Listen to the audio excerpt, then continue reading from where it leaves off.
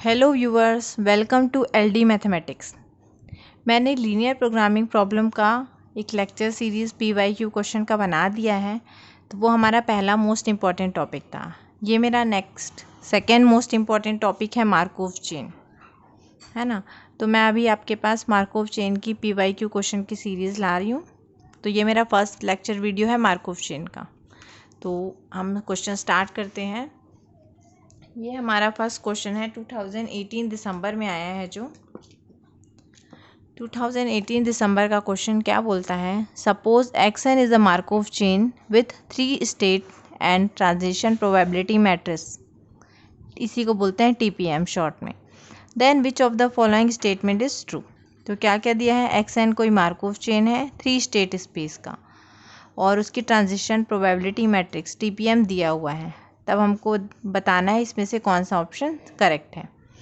तो यहाँ पे 1 2 3 रोज एंड 3 कॉलम्स हैं। तो ये क्या हो गया, 3 स्टेट का मैट्रिक्स हो गया, ठीक है, ट्रांजिशन प्रोबेबिलिटी मैट्रिक्स। अब इसका ऑप्शन क्या दिया हुआ है, फर्स्ट है एक्सन इज इरेड्यूसिबल, सेकेंड है एक्सन इज रिकरेंट, थर्ड है X n does not admit a stationary probability distribution, fourth है X n has an absorbing state, है ना। तो इस क्वेश्चन का प्रूफ मैं स्टार्ट करती हूँ सॉल्यूशन। तो सबसे पहले हम इस मैट्रिक्स का ट्रांजिशन प्रोबेबिलिटी मैट्रिक्स बनाएंगे। तो इसे हम 0 1 2 और 0 1 2 नाम दे देते हैं। ज़रूरी नहीं आपके क्वेश्चन में अगर 1 2 3 दिया होगा तो आप 1 2 3 बनाएंगे। तो ये कैसे ड्रॉ करता है ये मैं आपको बता देती हूँ, है ना। जैसे यहाँ पे हमारा मैट्रिक्स है 0 to 0 में क्या है 1/3, है ना। तो हम बना लेते हैं सबसे पहले एक स्टेट 0 1 और 2। तो 0 से कहाँ जा रहा है 0 में, तो ये 0 से 0 में गया 1/3। फिर 0 से 1 पे क्या है 1/3, तो 0 से 1 में गया, इसका वैल्यू है 1/3। फिर 0 से 2 में गया, तो 0 से 2 में गया, इसकी वैल्यू है हमारी 1/3। नेक्स्ट सेकेंड 1 से 0 में गया, तो 1 से गया 0 में, इसकी वैल्यू क्या दी हुई है 1/2, इसकी वैल्यू हमने लिख दी 1/2। फिर 1 से 1 में गया, तो 1 से 1 में मतलब सेल्फ लूप, इसकी वैल्यू क्या है 1/2। फिर अब 1 से 2 पे 0 है, मतलब 1 से 2 पे नहीं गया। देन नेक्स्ट देखेंगे 2 से 0 पे भी नहीं गया, 0 है। 2 से 1 पे भी नहीं गया, 0 है। 2 से 2 पे गया है 1 है, मतलब ये 2 से 2 में गया है, सेल्फ लूप बन रहा है, इसकी वैल्यू है 1। तो एज ए हम TPM ट्रांजिशन प्रोबेबिलिटी मैट्रिक्स का ट्रांजिशन डायग्राम ड्रॉ करते हैं। अब इस क्वेश्चन को आगे बढ़ाते हैं। तो यही मैट्रिक्स मैंने हम ड्रॉ किया है यहाँ पे। तो सबसे पहले हम देखते हैं, यहाँ पे मैंने एक वर्ड यूज़ किया है कम्यूटिंग क्लास। तो कम्यूटिंग क्लास क्या है उसे मैं शॉर्ट में बता देती हूँ। जैसे 0 से स्टेज 1 पे जा रहे हैं, फिर 1 से 0 में वापस आ रहे हैं, है ना। मतलब जिस स्टेट से स्टार्ट किए हैं उस स्टेट पर जा पा रहे हैं और उससे वापस भी आ पा रहे हैं। तो अगर किसी स्टेट से जा रहे हैं और उस पर वापस आ रहे हैं, तो ऐसे जिस स्टेट पे ये फॉलो करेगा उसे हम क्या बोलेंगे, कम्यूटिंग क्लास। तो देखिए यहाँ पे क्या हो रहा है, जैसे 0 ले रहे हैं कम्यूटिंग क्लास के लिए। तो देखिए यहाँ पे 0 से एक 1 पे गया है, फिर 1 से वापस 0 में आया है, इसका मतलब क्या है 0 और 1 सेम कम्यूटिंग क्लास के मेंबर हैं। अब जैसे 2 के लिए चेक करते हैं, तो 0 से 2 पे गया है, लेकिन 2 से 0 पे वापस आने का कोई रास्ता नहीं है। हम 2 से फिर 2 पे आ सकते हैं, लेकिन फिर 2 से वो 0 पे वापस नहीं आ सकते। इसका मतलब 0 हमारा अलग से क्लास में आ गया, ये 0 और 1 के कम्यूटिंग क्लास में नहीं आ सकता। लेकिन 0 से 1 में जा सकता है और 1 से 0 में। तो जब 1 का भी देखेंगे तो 1 से 0 में जा सकते हैं और 0 से 1 में आ सकते हैं, मतलब 0 और 1 सेम कम्यूटिंग क्लास के मेंबर हैं। तो C0, तो C0 है तो उसमें 0 तो आएगा ही, जो एलिमेंट होता है वो उसके कम्यूटिंग क्लास का मेंबर होता ही है। तो C0 की वैल्यू क्या आ गई, 0 और 1 सेम कम्यूटिंग क्लास के हैं। और C2 में क्या आएगा 2, क्योंकि यहाँ 2 से 2 में जा सकते हैं। तो यहाँ पे 2 कम्यूटिंग क्लास बन रहा है। और हम जानते हैं कि अगर एक से ज़्यादा कम्यूटिंग क्लास बनता है तो वो मैट्रिक्स वो हमारा क्या होता है, रिड्यूसिबल, है ना। रिड्यूसिबल मतलब क्या होता है, तोड़ना, नॉर्मल लैंग्वेज में हम बोला जाए तो इसे हम कैसे याद रख सकते हैं कि एक से ज़्यादा कम्यूटिंग क्लास अगर बन रहा है तो वो क्या कहलाएगा, रिड्यूसिबल, अदरवाइज वो कहलाएगा इरिड्यूसिबल। तो यहाँ पे 2 कम्यूटिंग क्लास बन रहे हैं, इसका मतलब ये रिड्यूसिबल है, मतलब इरिड्यूसिबल नहीं है। तो हमारा ऑप्शन 1 एक्सएन इज इरिड्यूसिबल दिया है, ये रॉन्ग हो गया। देन नेक्स्ट, अब जो नेक्स्ट स्टेट है रिकरेंट और ट्रांजिएंट। तो रिकरेंट क्या होता है, जैसे 0 से हम 1 पे आए और 0 से 0 पे वापस आने का रास्ता है तो वो हमारा क्या कहलाएगा, रिकरेंट। और जैसे यहाँ 0 से हम 2 पे गए लेकिन 2 से वापस 0 पे नहीं आ सकते तो ये हमारा कहलाता है ट्रांजिएंट स्टेट। तो यहाँ पे देखिए 0 से 2 में जाने का रास्ता है लेकिन 2 से 0 में वापस नहीं आ सकते, तो इसका मतलब ये क्या होगा, हमारा रिकरेंट नहीं हो सकता, ये हमारा क्या स्टेट है, ट्रांजिएंट स्टेट है। ठीक है, तो ऑप्शन बी में क्या दिया है, एक्सएन इज रिकरेंट स्टेट। तो यहाँ पे हमारा रिकरेंट स्टेट नहीं है, ट्रांजिएंट स्टेट हो गया, इसलिए हमारा ऑप्शन बी भी रॉन्ग हो गया। देन नेक्स्ट मैंने क्या लिखा है, C2 इक्वल्स टू 2, ये एब्जॉर्बिंग स्टेट है। एब्जॉर्बिंग स्टेट का मतलब क्या होता है, जिस स्टेट से बाहर जाने का रास्ता ना हो या उसमें उसकी प्रोबेबिलिटी सिर्फ 1 हो, है ना। तो C2 इक्वल्स टू 2, 2 से 2 में जा रहे हैं तो ये एब्जॉर्बिंग स्टेट है, तो ये रिकरेंट भी होगा। और every absorbing state is recurrent state, and recurrent state क्या होता है, एब्जॉर्बिंग स्टेट, है ना। तो हमारा जो ऑप्शन डी है वो क्या हो गया, करेक्ट हो गया, एब्जॉर्बिंग स्टेट। एब्जॉर्बिंग स्टेट का एक डेफिनेशन और होता है, कोई स्टेट आई को हम लोग एब्जॉर्बिंग स्टेट कहेंगे जब PII इक्वल्स टू 1, आई मतलब आई से आई में जाने की प्रोबेबिलिटी 1 हो। जैसे यहाँ पे 2 से 2 में जाने की प्रोबेबिलिटी क्या थी, 1, P22 इक्वल्स टू 1, तो एक्सएन है एब्जॉर्बिंग स्टेट। तो ऑप्शन डी हमारा करेक्ट हो गया, है ना। या बोल सकते हैं एब्जॉर्बिंग स्टेट को दूसरे लैंग्वेज में कि जिस स्टेट से बाहर आने की प्रोबेबिलिटी ना हो, तो यहाँ स्टेज 2 ऑब्जर्विंग स्टेट हो गया। अब बेसिक कुछ लाइंस हैं इरिड्यूसिबल के लिए, if every state communicating with each other otherwise reducible. जो मैंने यहाँ बताया 0 और 1 एक दूसरे से कम्यूट कर रहे हैं, तो अगर हर स्टेट कम्युनिकेट करेंगे एक दूसरे से तो वो क्या कहलाएंगे, इरिड्यूसिबल, अदरवाइज वो रिड्यूसिबल। तो यहाँ 0 और 1 क्या था, रिड्यूसिबल, लेकिन 2 क्या है, 0 और 1 क्या है, इरिड्यूसिबल, क्योंकि ये दोनों आपस में कम्यूटिंग क्लास बना रहे थे। लेकिन यहाँ पे 2 नहीं बना रहा था क्योंकि 2 से वापस 0 पे नहीं जा रहे थे, इसलिए ये क्या हो गया था, रिड्यूसिबल। अगर 2 से 0 पे वापस आने का रास्ता होता तो ये क्या हो जाता हमारा, irreducible. Then next recurrent. Recurrent means क्या होता है, returning to the state is sure but here we have state 0 is transient. तो 0 से 2 के लिए पाथ एग्जिस्ट कर रहे हैं लेकिन 2 से 0 पे वापस एग्जिस्ट नहीं कर रहे हैं, तो हमारा ऑप्शन भी इनकरेक्ट हो गया कि एक्सएन इज रिकरेंट। ठीक है, तो यहाँ पे हमारा ऑप्शन 2 भी क्या हो गया, गलत हो गया। अब हम आते हैं नेक्स्ट क्वेश्चन में। तो देखिए नेक्स्ट क्वेश्चन हमारा है 2018 दिसंबर में आया है। एक्सएन कोई मार्कोव चेन है with state space S for any ij belongs to S, let PIJN denote. अब ये जो PIJN है इसका मतलब क्या होता है, ये डिनोट करता है n स्टेप ट्रांजिशन प्रोबेबिलिटी को of going from I to J। मतलब I से J में जाने की प्रोबेबिलिटी अगर n है तो उसे कहेंगे n स्टेप ट्रांजिशन प्रोबेबिलिटी। और जो DI है वो डिनोट करता है period of state. Which of the following statement are correct. अब हमको बताना है कि इसमें से कौन सा स्टेटमेंट करेक्ट है। तो पहले में क्या बोला है, I और J 2 स्टेट है, उसका पीरियड अगर सेम है तो PIJN ग्रेटर देन 0 होगा। सेकेंड ऑप्शन में बोल रहा है DI इक्वल्स टू DJ है, मतलब I और J का पीरियड अगर सेम है तो PIJN ग्रेटर देन 0 है और PJIM ये भी ग्रेटर देन 0 है for some NM greater than equal to 1 के लिए।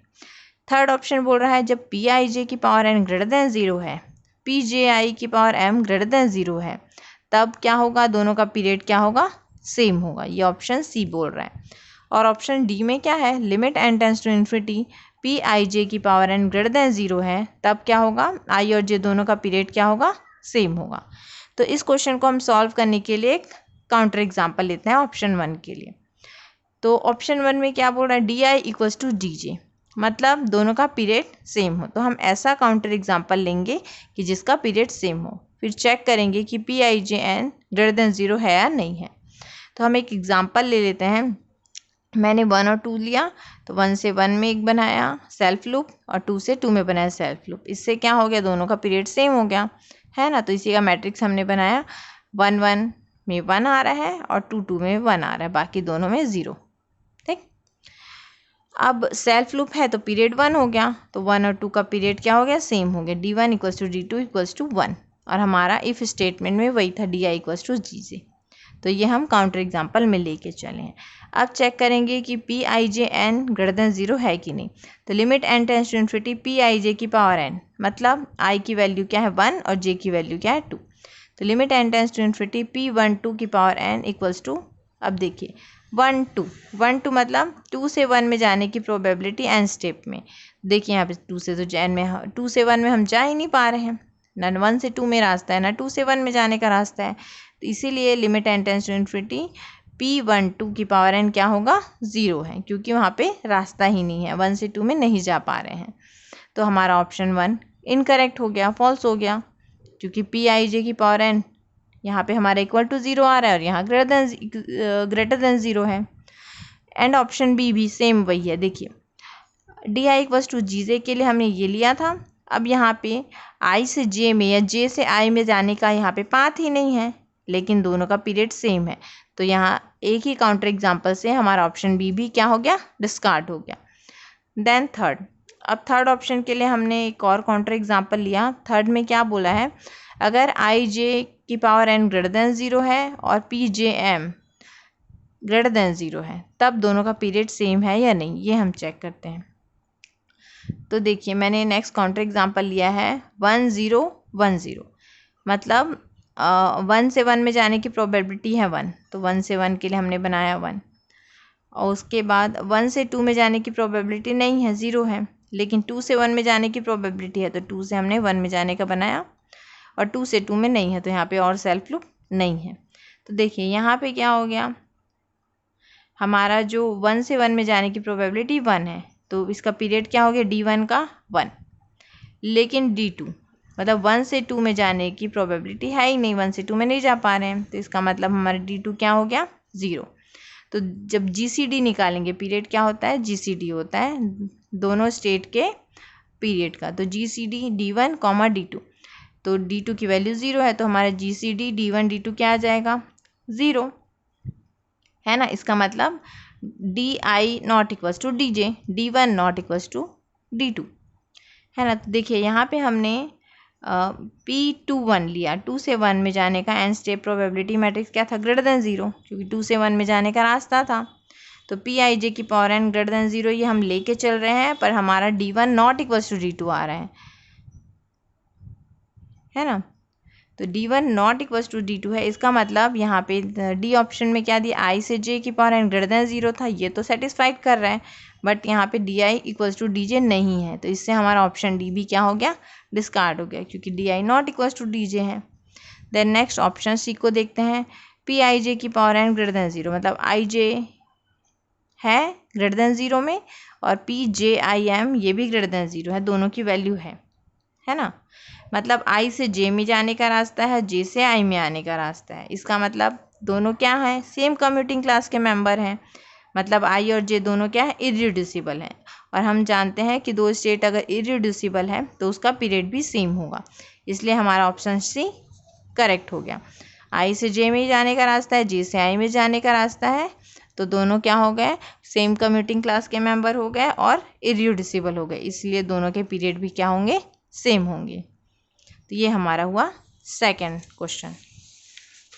अब नेक्स्ट थर्ड क्वेश्चन है जो 2018 दिसंबर में आया है ना। तो 2018 दिसंबर में आया क्वेश्चन कौन सा है, consider a Markov chain with transition probability matrix P given by, तो दिया हुआ है P की value 1/2 1/2 0 0 1/2 1/2 1/3 1/3 1/3 for any two state I and J, let PIJ and denote the n-step transition probability matrix of going from I to J.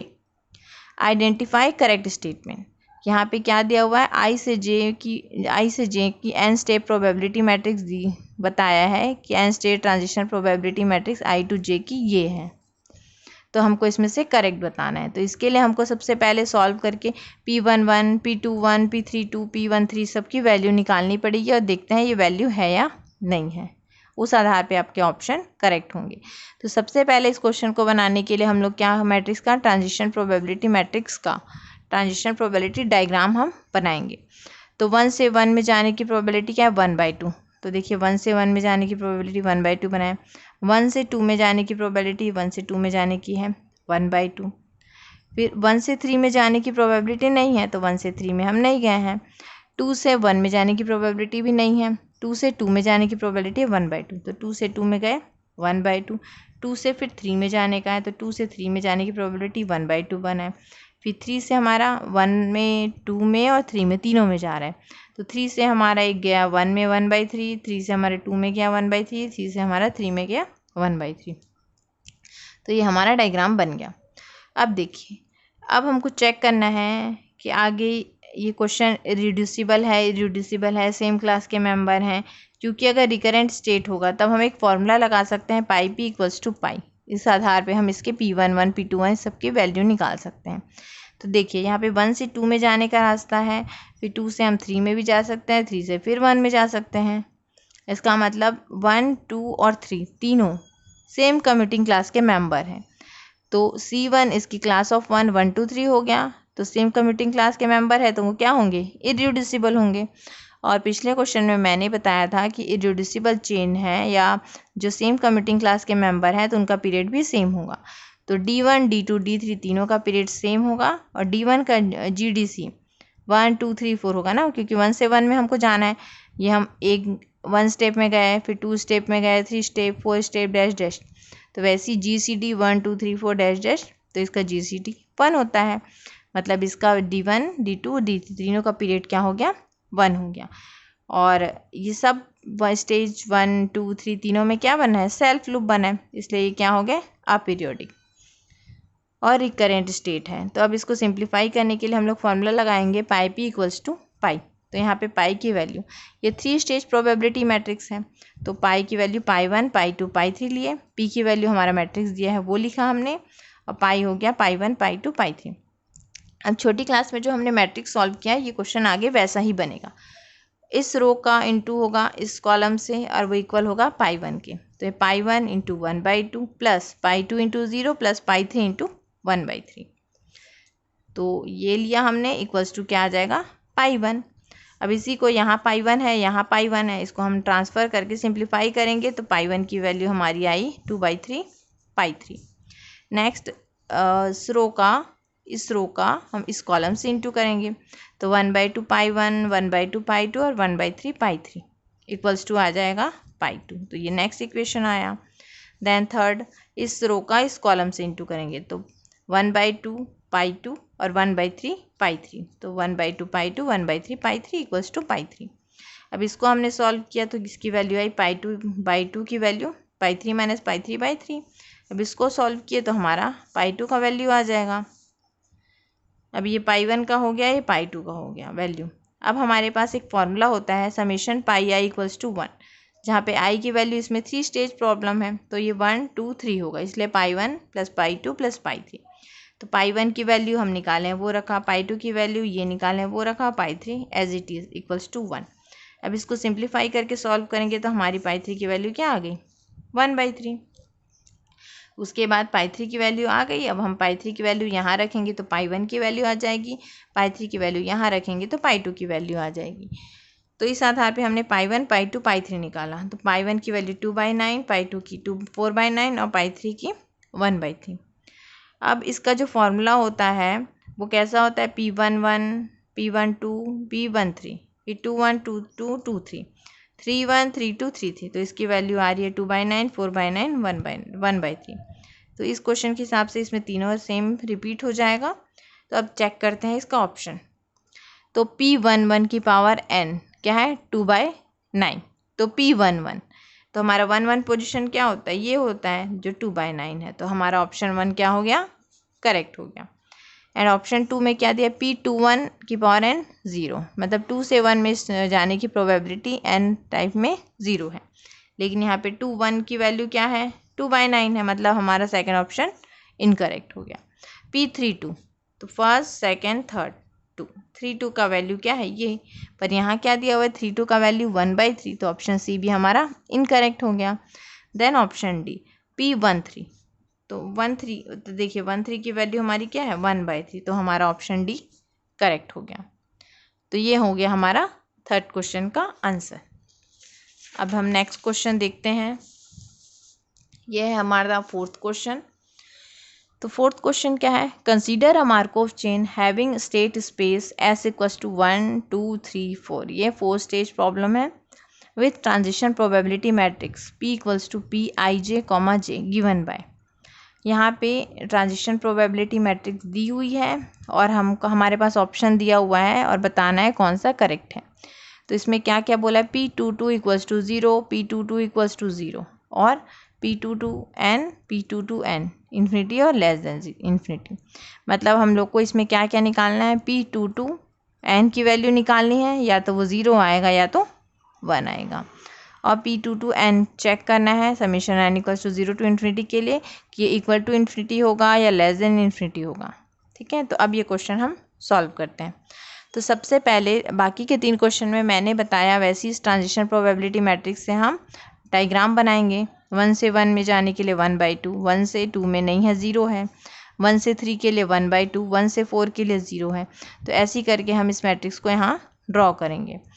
अब draw करने के बाद हमारे पास लिमिटिंग प्रोबेबिलिटी का फॉर्मूला होता है limit n tends to infinity Pij की power n start from i, what is the probability of coming to i, मतलब i से i में आने की प्रोबेबिलिटी कितनी है n स्टेप में। तो व्हेन, जब n टेंड्स टू इन्फिनिटी, मतलब 1 2 3 4 ऐसे करके i से i में जाने की प्रोबेबिलिटी अगर इन्फिनिटी हो तब उसे हम बोलेंगे n टेंड्स टू इन्फिनिटी। अगर j क्या है, ट्रांजिशन मैट्रिक्स है ना, तो ये अगर i से i में n स्टेप में जाने की probability n tends to infinity है और j ट्रांजिएंट है, तब हमारे पास limit n tends to infinity Pij की पावर n क्या होता है, 0 है ना। 0 कैसे हुआ, j ट्रांजिएंट है, तो ट्रांजिएंट है मतलब i से j में हम चले गए लेकिन j से i में नहीं आ सकते। तो j से i में जब आ ही नहीं सकते तो उसका रास्ता ही नहीं है, पाथ ही नहीं है, तो उसकी वैल्यू क्या होती है, 0। तो j अगर ट्रांजिएंट स्टेट है तो limit n tends to infinity Pij की पावर n क्या हो जाएगा, 0। तो देखिए यहाँ पे 2 से 1 में जाने का पाथ है लेकिन 1 से 2 में जाने का पाथ नहीं है ना। तो हमारा 2 क्या हो गया, ट्रांजिएंट स्टेट हो गया। तो ट्रांजिएंट स्टेट हो गया तो हमारा limit n tends to infinity P22n भी क्या हो गया, 0। अब P22n 0 हो गया, इसका मतलब P22n यहाँ पे 1 दिया, यहाँ 1 दिया, तो हमारा ऑप्शन सी और डी डिस्कार्ड हो गया। अब हमें ऑप्शन 1 और ऑप्शन 2 में चेक करना है। तो इसे चेक करने के लिए ये दोनों तो करेक्ट है, अब ये चेक करना पड़ेगा कि P22n इक्वल टू इन्फिनिटी है या लेस देन इन्फिनिटी। तो now check summation n = 0 to infinity P22n, summation n = 0 to infinity P22n। अब इसे कैसे चेक करेंगे, इसका फॉर्मूला होगा, समीशन ओपन करेंगे तो P221 P222 plus P223 dash dash आगे बढ़ता जाएगा। मतलब 2 से 2 में 1 स्टेप में जाने की प्रोबेबिलिटी 1/4 है ना। ये 2 से 2 में जाने की प्रोबेबिलिटी 1 स्टेप में 1/4 है। 2 स्टेप में जाएंगे तो ये 1/4 इंटू 1/4, 3 स्टेप में जाएंगे तो 1/4 इंटू 1/4 इंटू 1/4, वैसे ही 4 स्टेप में जाएंगे तो 4 बार मल्टीप्लाई होगा। तो 1/4 प्लस 1/4 इंटू 1/4 हुआ इसकी वैल्यू है 3 टाइम्स मल्टीप्लाई कर दिए 1/4 को। तो अब ध्यान से देखेंगे तो ये क्या जीपी की सीरीज़ बन रही है, गुणोत्तर श्रेणी की ज्योमेट्रिकल प्रोग्रेशन। तो इसका फॉर्मूला हमने पढ़ा था छोटी क्लास में, अनंत पदों के योगफल का s इन्फिनिटी का फॉर्मूला होता है a/1 - r, जहाँ a हमारा क्या होता है प्रथम पद, r हमारा क्या होता है दोनों के पदों का सर्वांतर। a की वैल्यू क्या है यहाँ पे 1/4 अपॉन 1 - r की वैल्यू 1/4। अब इसको सॉल्व करेंगे तो हमारी वैल्यू आई 1/3 और 1/3 है मतलब फाइनाइट वैल्यू है, और फाइनाइट वैल्यू मतलब लेस देन इन्फिनिटी। इसका मतलब हमारे ऑप्शन ए में क्या दिया है, इक्वल टू इन्फिनिटी, तो ये क्या हो जाएगा, ऑप्शन 1 ए रॉन्ग हो जाएगा। तो P2 to n 0 था यहाँ पे, और P2 to n यहाँ पे आ गया लेस देन इन्फिनिटी, मतलब हमारा ऑप्शन 2 क्या हो गया, करेक्ट हो गया। यहाँ पे ये P2 to n less than infinity, तो ऑप्शन 2 करेक्ट हो गया, और 1, 3, 4 ऑप्शन इसके गलत हो गए। ये था 4 क्वेश्चन मार्कोव चेन के लिए। मैं आगे और भी लेक्चर वीडियो मार्कोव चेन का लाऊंगी PYQ सीरीज़ का। Thank you for watching guys.